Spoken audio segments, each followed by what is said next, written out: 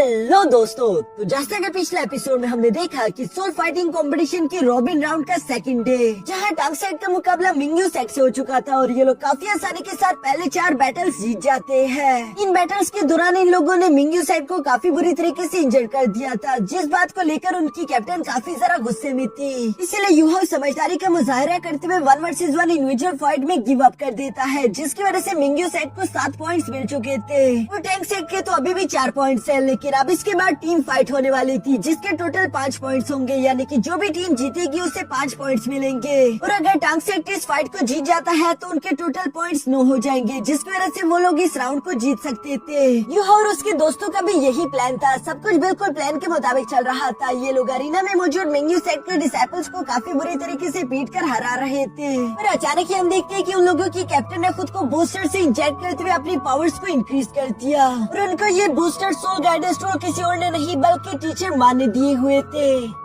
अब आगे तो नेक्स्ट एपिसोड की शुरुआत यहाँ बिल्कुल उसी सीन से शुरू होती है, जहाँ अचानक ही अरीना में सिचुएशन पूरी तरीके से पलट गई, क्योंकि मिंग्यू सेट के कैप्टन ने खुद को उन बूस्टर से इंजेक्ट कर लिया था, जिसकी वजह से उसका मार्शल सोल ट्रू फॉर्म में आ गया, जिसे ब्लड बैट किंग के नाम से जाना जाता है। यहाँ पर कैप्टन गुस्सा होते हुए कह रही थी कि यूहो, अब मैं तुम्हारी जान ले लूंगी, तैयार हो जाओ मेरी मार्शल सोल ट्रू फॉर्म की पावर एक्सपीरियंस करने के लिए। जो कहती है कैप्टन ने अपनी 6 मार्शल सोल ब्लड स्पाइक का इस्तेमाल करते हुए फौरन से यूहो पर हमला करना शुरू कर दिया, जो देखकर मिस टांग वुटोंग तो यूहो के लिए काफी ज्यादा परेशान हो गई थी। लेकिन दूसरी तरफ यूहो को इस बात की जरा से भी परवाह नहीं, क्योंकि वो फौरन से टियानमिंग की पावर्स का इस्तेमाल करते हुए लाइफ रिफ्लेक्शन शील्ड एक्टिवेट कर लेता है, जो कि किसी भी पावरफुल अटैक को आसानी के साथ ब्लॉक कर सकती थी। जबकि अरीना में भी बिल्कुल ऐसा ही हुआ। ये ब्लड स्पाइक उस लाइफ रिफ्लेक्शन शील्ड का कुछ भी नहीं बिगाड़ पाए। यूहो ने काफी आसानी के साथ उस अटैक से खुद को बचा लिया था। और सिर्फ यही नहीं, बल्कि यूहो काउंटर अटैक करने के लिए वहाँ पर अपनी सारी एनर्जी एक साथ ही इकट्ठा करते हुए फौरन से कैप्टन पर हमला भी बोल देता है। जो अटैक काफी ज्यादा पावरफुल था, वो यहाँ इस बैट किंग को तो चकनाचूर कर देता है। दूसरी तरफ टियानमिंग भी यूहो की तारीफ करते हुए कहता है कि शाबाश यूहो, तुमने मेरी लाइफ रिफ्लेक्शन शील्ड को काफी अच्छे से इस्तेमाल किया। लेकिन जरा ध्यान रखना, इस बैट मार्शल सोल में ये एबिलिटी होती है कि ये चकनाचूर होने के बाद भी दोबारा से रीजनरेट हो सकता है। और यहाँ पर टियानमिंग की बात बिल्कुल सही निकली, क्योंकि वो बैट किंग देखते ही देखते दोबारा से रीजनरेट हो चुका था। इस बार उसके 3 बड़े बड़े खतरनाक सर थे, जो देखकर तो इवर्ट सोल चर्च का लीडर भी हैरान होते हुए कहता है कि मैंने ये बिल्कुल भी एक्सपेक्ट नहीं किया था कि इस लड़की के पास dark gold 3 headed bat king की मार्शल सोल होगी। इवन की ज़ू सेंशी भी उस dark gold 3 headed bat king को देखकर परेशान होते हुए कहता है कि ये बहुत ही ज्यादा खतरनाक है। मैंने कहानियों में सुना था कि लेजेंडरी एंसेस्टर टांगसेंग ने भी इस तरह पास में एक dark gold 3 headed bat king के साथ फाइट करी थी, लेकिन उसे हराना बिल्कुल आसान काम नहीं था। ज़ू सेंशी की इस बात पर मिस जेंग ने जवाब देते हुए कहती है कि हाँ, तुमने बिल्कुल सही कहा। क्या तुम इसकी बॉडी से निकलने वाली एनर्जी को महसूस कर पा रही हो? ऐसी टेरिफाइंग पावर मैंने पहले कभी भी महसूस नहीं की। तभी अचानक दूसरी तरफ हम देखते हैं कि कैप्टन इन सब लोगों पर भड़कते हुए कह रही थी कि यही तुम लोगों का अंत है। तुम लोगों ने मेरी भाई को मारकर अच्छा काम नहीं किया, जल्दी मैं भी तुम लोगों को वहाँ पर पहुँचा दूंगी। और ये कहते साथ ही उसने अपने 5th martial soul breaking sonic attack का इस्तेमाल करते हुए फौरन उन सब लोगों पर हमला कर दिया। ये सोनिक वेव्स काफी ज्यादा डेंजरस थी, जिसकी वजह से कोई भी खुद पर काबू नहीं कर पा रहा। ज़ू सेंशी उससे कहता है कि अरे यार शांत हो जाओ, तुम्हारा भाई अभी तक मरा नहीं है, वो अभी भी जिंदा है। लेकिन दूसरी तरफ कैप्टन तो यहाँ सब लोगों को इस तरह से तकलीफ में तड़पता हुआ देखकर काफी ज्यादा खुश हो रही थी। वो यूं ही वर्ष की तरह हंसती रही। ज़ाओ सिचुएशन को देखकर परेशान होते हुए कहती है कि सिर्फ एक ही लड़की हम सब पर बारी कैसे पड़ सकती है? ये तो बिल्कुल भी अच्छी बात नहीं है। यहाँ कोई भी खुद पर कंट्रोल नहीं कर पा रहा था। इवन की मिस टांग वुटोंग की भी हालत काफी ज्यादा खराब थी। पर तभी अचानक हमें देखने को मिलता है कि यूहो ने यहाँ पर मिस टांग वुटोंग का हाथ पकड़ लिया, क्योंकि यूहो ही इकलौता यहाँ पर एक ऐसा वॉरियर है जिसकी मेंटल स्ट्रेंथ काफी ज्यादा पावरफुल थी। 1 मिलियन सोल रिंग की होने की वजह से उस पर ये मामूली सोनिक अटैक असर नहीं करने वाला था। और चूंकि उसने मिस टांग वुटोंग का हाथ पकड़ लिया, तो दूसरी तरफ मिस टांग वुटोंग पर भी अभी सोनिक अटैक का ज्यादा असर नहीं हो रहा। वो भी वापस से अपने सेंसेस में आ चुकी थी, जहाँ यूहो से इशारा करते हुए बताता है कि चलो अब हमारी बारी। जो कहती इन दोनों ने मिलकर अपने 3rd martial soul fusion skill को एक्टिवेट करना शुरू कर दिया, जिसे ice frost solo dance technique के नाम से भी जाना जाता है। इस फ्यूजन स्किल के दौरान यहाँ यूहो और मिस टांग वुटोंग दोनों की बॉडी एक दूसरे के साथ कंबाइन हो चुकी थी, जिसकी वजह से हमें एक बहुत बहुत ही सारा खूबसूरत लाइट गॉडेस बटरफ्लाई देखने को मिलती है, जिसमें युहाओ की एक्सट्रीम आइस एबिलिटी और दूसरी तरफ मिस टांग वुटोंग की लाइट एबिलिटीज थी,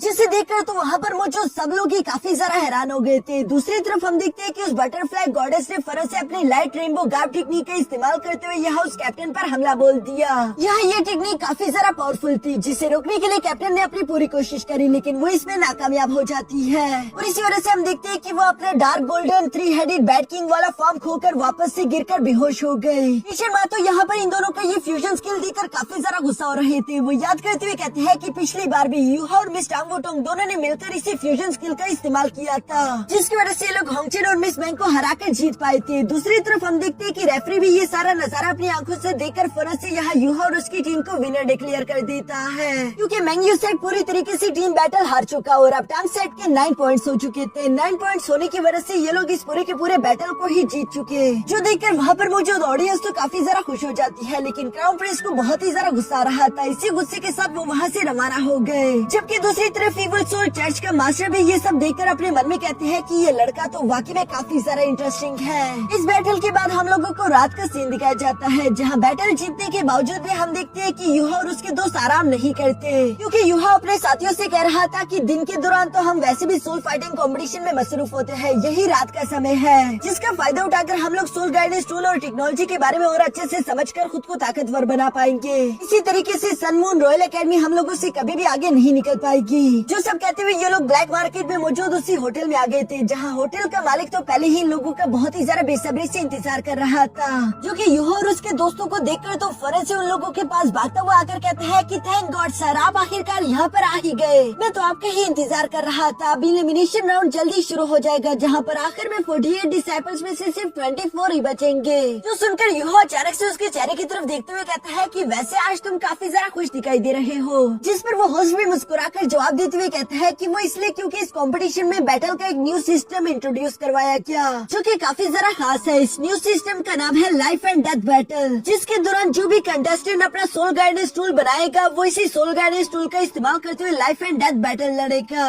जिसमें उसकी मौत भी हो सकती है। ये बैटल अब देखने में और भी ज्यादा दिलचस्प हो जाएगा, इसलिए यहाँ पर ऑडियंस और भी ज्यादा होने वाली है। लाइफ एंड डेथ बैटल का सुनकर तो मिस टांग वुटोंग, युहा और कीटाओ भी काफी ज्यादा हैरान हो गए थे, लेकिन इन्हें ज्यादा फर्क नहीं पड़ता क्योंकि इन लोगों को खुद पर यकीन था। इसके बाद हम देखते हैं कि एलिमिनेशन राउंड यहाँ पर शुरू हो गया, जहाँ पर सारे के सारे कंटेस्टेंट सोल गाइडेंस टूल्स बनाने की कोशिश कर रहे थे। देखते ही देखते वहाँ पर मौजूद सारे के सारे कंटेस्टेंट्स ने बारी बारी करके अपने सोल गाइडेंस टूल को कंप्लीट कर दिया, इससे पहले कि टाइम खत्म हो पाए। जबकि दूसरी तरफ वहाँ पर मौजूद ऑडियंस तो सारी की सारी गैम्बलर्स की थी, जो कि यहाँ पर मौजूद कंटेस्टेंट्स पर गैम्बलिंग कर रहे थे। अब चूँकि इन लोगों ने अपने अपने सोल गाइडेंस टूल्स कंप्लीट कर लिए थे, तो बारी था यहाँ लाइफ एंड डेथ बैटल का, जिसके लिए स्टेज को तैयार किया गया और यहाँ स्टेज पर युहा और उसके सामने एक और डिसाइपल था। युहा का नंबर है 66 और दूसरे डिसाइपल का 48 था। यहाँ पर मुझे सारी की सारी ऑडियंस युहा को देखकर उसका मजाक उड़ाते हुए कहती है कि ये लड़का तो व्हील चेयर पर है, हमें नहीं लगता कि ये जरा सा भी खास होगा। इसलिए वहाँ पर मौजूद सारे के सारे लोगों ने ही 48 नंबर पर अपना सारा के सारा पैसा लगा दिया,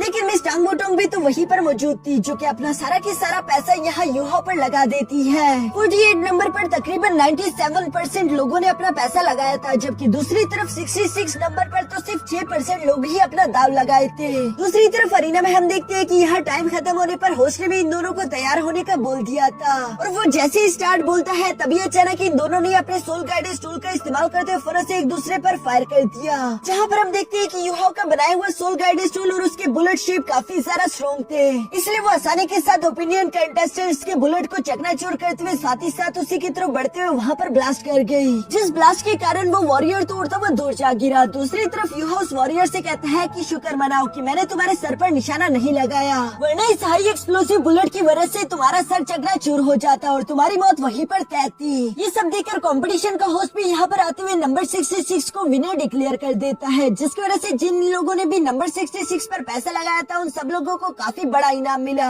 इवन की मिस टांग वुटोंग भी बहुत बड़ा पैसा चाप चुकी थी, जिस पर युहा भी काफी ज्यादा खुश दिखाई दे रहा था। इसके बाद नेक्स्ट डे से हम देखते हैं कि अगले रॉबिन राउंड्स में लगातार शेक एकेडमी कमाल का परफॉर्मेंस कर रही थी। उन लोगों के सामने चाहे जो मर्जी टीम आती, ये लोगों से काफी आसानी के साथ ढेर करते जा रहे थे। किसी भी टीम को इन लोगों ने एक भी पॉइंट करने नहीं दिया, बल्कि सारी की सारी टीम्स को ये लोग 12 वर्सेस 0 के पॉइंट से हरा रहे थे। और इसी तरह करते करते आखिरकार सोल फाइटिंग कॉम्पिटिशन का लास्ट डे आ चुका था, जहाँ पर टांग टांग सेट इस वक्त टॉप नंबर पर है क्योंकि उन्होंने टोटल 6 बैटल्स लड़े और अभी तक वो एक भी बैटल नहीं हारे थे। जबकि दूसरी तरफ शेक एकेडमी की टीम भी पूरे 5 बैटल्स लड़ने के बावजूद भी एक बैटल नहीं हारी। उन्हें अभी भी एक बैटल और लड़नी होगी ताकि वो शेक एकेडमी के बराबर आ सके, लेकिन सन मून एम्पायर काफी बुरा परफॉर्म कर रही है। उन लोगों ने अब तक 4 बैटल्स लड़ी थी, जिनमें से एक बैटल वो ऑलरेडी अभी यहाँ टांग सेट के खिलाफ हार चुके, इसलिए उन लोगों को नेक्स्ट डे यहाँ शेक एकेडमी के खिलाफ अच्छा परफॉर्म करना होगा। लेकिन दूसरी तरफ शेक एकेडमी भी इसी बात के लिए तैयार हो रही थी। मिस जाविया अपनी टीम को समझाते हुए कहती है कि फाइनल राउंड का फर्स्ट स्पॉट ऑलरेडी टांग सेट ने अपने नाम पर करवा लिया। अब कल के बैटल के दौरान हम लोगों को भी सन मून रॉयल एकेडमी को हराना होगा ताकि सेकंड स्पॉट हमारा हो जाए। जिस पर नेंगटियान एप्पल खाते हुए काफी सारा शांत रहकर मिस जावी को जवाब देते हुए कहता है कि अगर कल की फाइट को हम लोग सन मून रॉयल एम्पायर के खिलाफ हार भी जाए तब भी हम लोग आसानी के साथ फाइनल में पहुंच सकते हैं क्योंकि ऑलरेडी हम लोग 5 बैटल्स को जीत चुके। जिस पर मिस वांग काइनी उसे जवाब देते हुए कहती है कि नहीं, ये बिल्कुल भी सच नहीं। अगर कल की फाइट हम लोग सन मून रॉयल एकेडमी के खिलाफ हार गए उसके बाद हम लोगों का मुकाबला टांग सेट से होगा और टांग सेट को हराना काफी ज्यादा डिफिकल्ट है, यानी कि उसके बाद हम लोगों के लिए मुश्किलें काफी ज्यादा बढ़ जाएगी, इसलिए यही हमारा आखिरी मौका है। दूसरी तरफ सन मून रॉयल एकेडमी भी इसी बात को लेकर परेशान थी क्योंकि अगर कल के दिन वो लोग शेक एकेडमी को ना हरा पाए तो वो लोग वैसे ही एलिमिनेट हो जाएंगे। इसलिए टी शर्मा इन लोगों को कहते हैं कि कल के दिन तुम लोगों को अपनी पूरी जी जान लगानी होगी। दूसरी तरफ शेक एकेडमी की मिस जावी यहाँ पर अपनी टीम को अच्छे से प्लान समझाना शुरू कर देती है, जहाँ पूरी रात प्लानिंग करने के बाद अब मिस जावी अपनी डिसाइपल से कहती है कि चलो जाकर आराम कर लो क्योंकि कल का दिन काफी ज्यादा इम्पोर्टेंट होगा। मिस जावी की बात सुनकर सारे के सारे डिसाइपल्स ही अपने अपने रूम की तरफ जाने लगे। मिस वांग काइनी भी रूम से बाहर निकलने के बाद अपने मन में यही सोच रही थी कि मुझे शेक एकेडमी की ग्लोरी बचाने के लिए कुछ भी करना होगा। हजारों साल से लगातार हर बार शेक एकेडमी ही सोल फाइटिंग कंपटीशन को जीतती आ रही है, इसलिए यूहो मुझे माफ कर देना, चाहे जो मर्जी हो जाए मैं किसी भी हाल में इस लेगेसी को खराब होने नहीं दूंगी। जहाँ वो ये सब कह ही रही थी तभी अचानक साइड पर उसकी नजर यूहो पर पड़ जाती है, जो कि खुद भी रूम से बाहर आकर यहाँ चांद की तरफ ही देख रहा था। मिस वांग काइनी वहाँ से जाना चाहती थी, लेकिन साथ ही साथ उसने कई वक्त से यूहो से बात भी नहीं करी। वो यूहो से बात भी करना चाहती है लेकिन फिलहाल ये सही वक्त नहीं, इसलिए वो खुद के दिल पर काबू रखते हुए वहाँ से चली गई। इसके बाद हम लोगों को नेक्स्ट डे कंपटीशन वाला दिन दिखाया गया, जहाँ पर आज के दिन शेक एकेडमी और सन मून रॉयल एकेडमी के दरमियान फाइट होगी। ये फाइट किसी सेमीफाइनल से कम नहीं। सब लोग इस फाइट को देखने के लिए काफी ज्यादा एक्साइटेड थे क्योंकि यही फाइट डिसाइड करेगी कि इन दोनों टीम्स का आगे चलकर क्या होगा। यहाँ ये दोनों ही टीम्स धीरे धीरे करके अरीना की तरफ बढ़ रही थी। सारी की सारी ऑडियंस भी यहाँ पर इन लोगों के लिए चेयर कर रही है, लेकिन दूसरी तरफ यूहो यहाँ पर अपने साथियों से कहता है इस बार इस फाइट में सन मून रॉयल एकेडमी जरा से भी होल्ड बैक नहीं करने वाली, बल्कि वो पूरी जी जान लगा देगी क्योंकि उन लोगों के पॉइंट्स पहले ही शेक एकेडमी से कम है। अगर उन लोगों को इस कंपटीशन में टिकना है तो उन्हें किसी भी हाल में शेक एकेडमी को हराना होगा। यहाँ वो भी ये सब कह ही रहा था तभी अचानक इन लोगों की नजर यहाँ सन मून रॉयल एकेडमी की टीम पर पड़ जाती है, जिसमें कई सारे न्यू चेहरे देखने को मिले। यह सन मून रॉयल एकेडमी में न्यू मेंबर्स को देखकर तो सब लोग काफी ज्यादा हैरान हो गए थे, लेकिन यूहो अपने मन में कह रहा था कि पता नहीं आखिर सन मून रॉयल एकेडमी करना क्या चाहता है। मुझे लगता है कि वो लोग अपनी रियल स्ट्रेंथ को छुपाने की कोशिश कर रहे हैं। जरूर इन लोगों के पास कुछ न कुछ खास एबिलिटीज होगी। दूसरी तरफ कंपटीशन का रेफरी भी यहाँ पर सब लोगों के सामने अनाउंसमेंट करते हुए कहता है कि आज की ये battle sun moon royal academy versus Shrek academy की होगी, जिसमें सबसे पहले इंडिविजुअल एलिमिनेशन मैच होगा। इसलिए दोनों ही टीम्स अपने एक एक वॉरियर को अरीना की तरफ भेज दे, जहाँ पर हम देखते हैं कि शेक एकेडमी की तरफ से तो वांग काइनी अरीना की तरफ बढ़ने लगी, जबकि दूसरी तरफ सन मून रॉयल एकेडमी को रिप्रेजेंट करने के लिए उन्हीं का एक डिसाइपल कैंग जियान यहाँ अरीना में पहुँच गया था।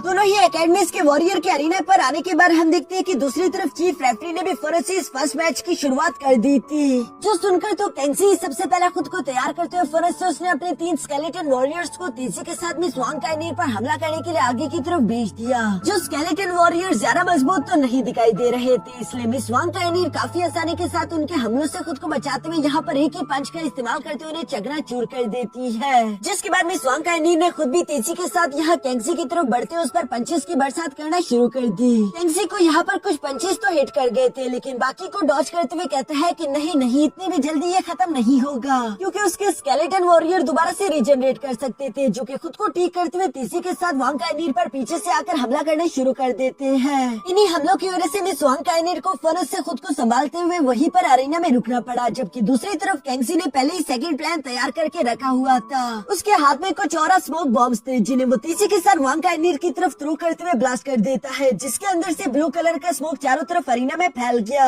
इसी ब्लू और स्मोक का इस्तेमाल करते हुए कैंगजी अपनी नेक्स्ट फाइटिंग पैटर्न को तैयार करना शुरू कर देता है, जहाँ पर हम देखते हैं कि वो खुद के स्केलेटन्स को लेकर तेजी के साथ उस स्मोक के अंदर गायब हो गया। जो करते ही केंजी फौरन से यहाँ पर अपने सीक्रेट स्केलेटन रेल्म टेक्निक को भी एक्टिवेट कर लेता है, जिसकी वजह से स्मोक के अंदर अब कई सारे स्केलेटन वॉरियर्स आ चुके थे, जो कि लगातार मिस वांग काइनीर को बिना संभलने का मौका दिए हुए उस पर हमला करते जा रहे हैं। और सिर्फ यही नहीं बल्कि केंजी भी उस पर अपने सोल गाइडेंस कैनन का इस्तेमाल करते हुए अटैक्स कर रहा था। इन सब चीजों की वजह से तो मिस वांग काइनीर की सटक चुकी थी और वो फौरन से अपने गोल्डन स्फीयर को यहाँ बाहर निकाल लेती है। जिस गोल्डन स्फीयर का प्रेशर ही काफी ज्यादा खतरनाक था, वो बाहर निकलते ही वहाँ पर मौजूद सारे के सारा ऑरा स्मोक और उस स्केलेटन्स को डिस्ट्रॉय करके हटा देता है। और सिर्फ यही नहीं बल्कि केंजी जो के पीछे हटने की कोशिश कर रहा था, मिस वांग काइनीर उसे भी नहीं बख्शती, बल्कि उसने फौरन से अपनी चेन्स का इस्तेमाल करते हुए यहाँ केंजी को जकड़ लिया। जिसके बाद वो अपने मार्शल सोल गोल्डन ड्रैगन का इस्तेमाल करते हुए तेजी के साथ केंजी पर फाइनल अटैक चल देती है। ये अटैक इतना ज्यादा पावरफुल था कि केंजी अब इसके बाद अपने पैरों पर खड़ा ही नहीं हो पाता, जबकि उसका एक हाथ भी टूट चुका था। इसी वजह से चीफ रेफरी ने यहाँ पर इस फर्स्ट राउंड का विनर मिस वांग काइनीर को डिक्लेयर कर दिया। जो सब देखकर सन मून रॉयल एकेडमी की मिस मिंग याद करती है कि कल रात उसने टीचर माँ से इसी बारे में बात करी थी कि वांग काइनीर शेक एकेडमी की सबसे ज्यादा पावरफुल वॉरियर है, जिससे 1 वर्सेस 1 फाइट के दौरान हमारे टीम में से कई सारे वॉरियर तो हरा ही नहीं पाएंगे। टीचर माँ भी मिस मिंग की ये बातें सुनकर जवाब देते हुए कहता है कि हाँ, तुमने बिल्कुल सही कहा और इसी वजह से मुझे लगता है कि शेक एकेडमी वांग काइनीर का ही इस्तेमाल करेगी। वो लोग यही सोच रहे होंगे कि वांग काइनीर को अकेले ही यहाँ पर सन मून रॉयल एकेडमी के 7 मेंबर्स को हराना होगा और हम इसी के बारे में प्लान करेंगे। तभी अचानक सीन शिफ्ट होकर वापस से प्रेजेंट में आ जाता है, जहाँ पर हम देखते हैं कि सन मून रॉयल एकेडमी को रिप्रेजेंट करने वाला सेकंड वॉरियर भी यहाँ अरीना में पहुँच गया, जिसका नाम ज़्याओबू था। हम देखते हैं कि ज़्याओबू ने यहाँ पर अरीना में आते साथ ही फाइट के शुरू में फौरन से अपने बूस्टर्स एक्टिवेट कर लिए, जो सोल गाइडेंस टोलोस की रफ्तार को और ज्यादा तेज कर देते हैं। इसी वजह से वो तेजी के साथ आगे की तरफ बढ़ते हुए यहाँ मिस वांग काइनीर पर हमले कर रहा था, जबकि साथ ही साथ वो वांग काइनीर के स्पेयर को भी काफी आसानी के साथ डॉज कर लेता है। उसे तो ऐसा लग रहा था कि वांग काइनीर इस स्लो रफ्तार के साथ कभी भी उसे कैच नहीं कर पाएगी, लेकिन दूसरी तरफ वांग काइनीर भी काफी ज्यादा समझदार है। उसने पहले ही प्रेडिक्ट कर लिया था कि ज़्याओबू इस स्पीड के साथ कहाँ पर लैंड करेगा, इसलिए वो बजाय कि अपने गोल्डन स्पेयर का इस्तेमाल करते उस पर हमला करती, बल्कि वो पहले ही उस लैंडिंग पोजीशन पर अटैक करने के लिए पहुंच गई थी। इस सरप्राइज के लिए तो ज़्याओबू भी पूरी तरीके से तैयार नहीं था, इसलिए वो फौरन लास्ट मोमेंट पर अपनी इनविंसिबल शील्ड एक्टिवेट कर लेता है। जो पहले इनविंसिबल शील्ड तो इस अटैक की वजह से टूट चुकी थी, लेकिन हम देखते हैं कि यहाँ ज़्याओबू ने कई सारे इनविंसिबल शील्ड अपने साथ लाए हुए हैं। मिस वांग काइनीर बारी बारी करके उनमें से हर एक इनविंसिबल शील्ड को तोड़ने की कोशिश कर रही थी, लेकिन दूसरी तरफ कीटो यहाँ पर कहता है कि मैं समझ गया कि सन मून रॉयल एकेडमी क्या करना चाहती है। असल में ये एक इनविंसिबल शील्ड काफी ज्यादा कीमती है, लेकिन ये ज़्याओबू लड़का इतने सारे इनविंसिबल शील्ड लेकर यहाँ पर आ गया है, जो कि इन लोगों के प्लान को रिप्रेजेंट करती है। मुझे लगता है कि इन लोगों का यही प्लान होगा कि ये लोग वांग काइनीर को थका देना चाहते हैं, और चूंकि उसके पास सोल एनर्जी बचेगी ही नहीं, तो उसके बाद बाकी के शेक एकेडमी मेंबर्स को हराना इन लोगों के लिए ज्यादा डिफिकल्ट नहीं। और यहाँ अरीना में बिल्कुल ऐसे ही चल रहा था। ज़्याओबू लगातार एक के बाद एक इनविंसिबल शील्ड एक्टिवेट करता जा रहा है। मिस वांग काइनीर ने ऑलरेडी कई सारे इनविंसिबल शील्ड्स को अपने स्पेयर का इस्तेमाल करते हुए ब्रेक तो कर दिया था, लेकिन इसी वजह से उसकी कई सारी सोल पावर भी जाया हो चुकी थी। इससे पहले कि उसकी सोल पावर पूरी तरीके से एग्जॉस्ट हो पाती, वो फाइनल अटैक करते हुए यहाँ लास्ट इनविंसिबल शील्ड को भी ब्रेक कर देती है, जिस वजह से तो ज़्याओबू उड़ता हुआ पीछे जा गिरा। यहाँ पर वांग काइनीर इससे पहले कि अपने स्पेयर का इस्तेमाल करके उसकी गर्दन पर हमला कर पाती, तभी अचानक ज़्याओबू ने खुद ही हार मान ली, जो देखकर वहाँ पर मुझे सारी की सारी ऑडियंस फौरन से वांग काइनीर को चीयर अप करना शुरू कर देती है। इवन के टंगस्टेड के सारे मेंबर्स भी इस जीत से काफी ज्यादा खुश दिखाई दे रहे थे,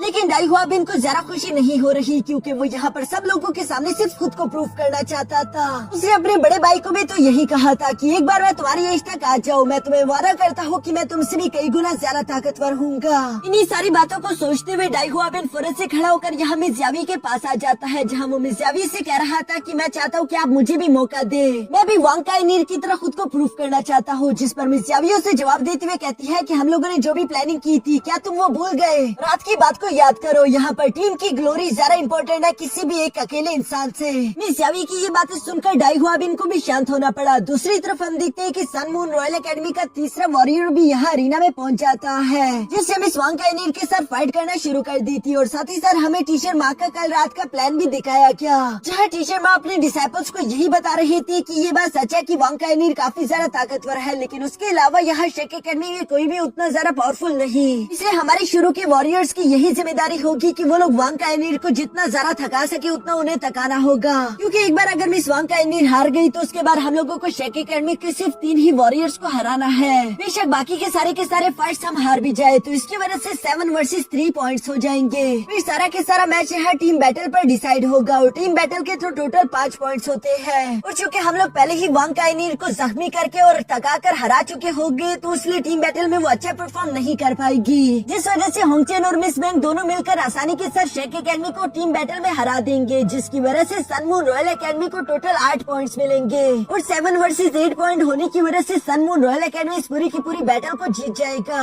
यहाँ पर इन लोगों ने ये प्लानिंग तो काफी जरा अच्छी करी थी, लेकिन दूसरी तरफ मिस वांग काइनीर ने जैसे ही तीसरे डिसाइपल को हराया, वो फौरन ही सब लोगों के सामने कहती है कि हमारी शेक एकेडमी आगे के लिए हार मानती है। ये देखकर तो टीचर माँ और बाकी के सब लोग काफी जरा हैरान हो गए, क्योंकि इसी वजह से सनमून रॉयल एकेडमी को 7 पॉइंट्स मिल चुके थे। और टीचर माँ की सारी प्लानिंग ही दरी की दरी रहेगी, क्योंकि दूसरी तरफ मिस यावी भी टीचर माँ को अच्छे से जानती थी कि वो लोग जरूर वांग काइनीर को थकाने की कोशिश करेंगे। और इसलिए मिस यावी ने भी वांग काइनीर से बिल्कुल सेम कहा था कि जैसे ही तुम 3 बैटल्स को जीत जाओ, फौरन हार मान लेना, ताकि तुम्हारे पास ज्यादा से ज्यादा एनर्जी बची हुई हो और तुम टीम बैटल्स में अच्छे से परफॉर्म कर सको। जबकि इसके अलावा शेक एकेडमी की टीम बैटल जीतने के चांसेस भी ज्यादा हाई है, क्योंकि टीम बैटल में 2 मार्शल सोल फ्यूजन स्किल वाली टीम्स थी। इसलिए अगर इसके बाद शेक एकेडमी टीम बैटल को जीत जाएंगी, तो उन लोगों के टोटल पॉइंट्स 8 वर्सेस 7 हो जाएंगे और वो लोग आगे की तरफ बढ़ सकते हैं। दूसरी तरफ टीचर माँ इन सब के बावजूद यहाँ पर अपने साथियों से कहती है कि बेशक हम लोग वांग काइनीर को उतना तो नहीं थका पाए, लेकिन स्टिल वो काफी जरा कमजोर हो चुकी है, इसलिए हम लोगों को उम्मीद है कि हम लोग ही टीम बैटल जीतेंगे। दूसरी तरफ हम देखते हैं कि चीफ रेफरी ने भी यहाँ पर इन दोनों ही टीम्स को टीम बैटल करने के लिए तैयार होने का बोल दिया था, जो सुनकर मिस वांग काइनीर फौरन से वापस अपने टीममेट्स के पास आ जाती है। यहाँ पर वो अपने सोल पावर को रिकवर करने की कोशिश कर रही थी, साथ ही साथ वो अपने टीम मेंबर्स के साथ मिलकर आगे की प्लानिंग भी करती है। दूसरी तरफ सनमून रॉयल एकेडमी का होंगचेन भी अपने टीम मेंबर्स को समझाने की यही कोशिश कर रहा था कि ऑलरेडी हम लोगों का एक मेंबर कैंग सिंह, उसका हाथ टूट चुका है, जो कि हमारे साथ फाइट नहीं कर सकता, यानी कि ये टीम बैटल 6 वर्सेस 7 की होगी। इसलिए तुम में से कोई भी आगे से होल्ड बैक नहीं करेगा और अपनी पूरी जान लगा देना, क्योंकि किसी भी हाल में हम ये बैटल नहीं हार सकते, वरना तुम लोग इसका अंजाम जानते ही हो। असल में क्राउन प्रिंस ने यहाँ पर इन लोगों को कल रात धमकी दी थी कि अगर तुम लोग इस फाइट को हार गए, तो उसके बाद तुम में से मैं किसी को भी जिंदा नहीं छोड़ूंगा। जिस पर होंगचेन ने क्राउन प्रिंस से ये कहा था कि आप बिल्कुल फिक्र मत करें, जीत तो सिर्फ हमारी ही होगी। टीचर माँ भी अपने डिसाइपल से यही कह रहे थे कि आज बेशक तुम लोगों की जान ही क्यों न चली जाए, लेकिन तुम लोग हार नहीं सकते, वरना तुम लोग इसका अंजाम जानते ही हो। इसके बाद हम देखते हैं कि दोनों ही टीम मेंबर्स यहाँ धीरे धीरे करके अरीना की तरफ बढ़ने लगे, जहाँ होंगचेन काफी ज्यादा कॉन्फिडेंट होते हुए अपनी टीम मेंबर से कहता है कि ये बैटल हमारे लिए लाइफ एंड डेथ बैटल होगी। दूसरी तरफ शेक एकेडमी भी इस मैच को लेकर काफी ज्यादा सीरियस थी। इसके बाद हम देखते हैं कि चीफ रेफरी ने यहाँ पर इन दोनों ही टीम्स के दरमियान ये आखिरी फाइट शुरू करवा दी, जिसके साथ ही हमारा ये एपिसोड यहीं पर खत्म हो जाता है।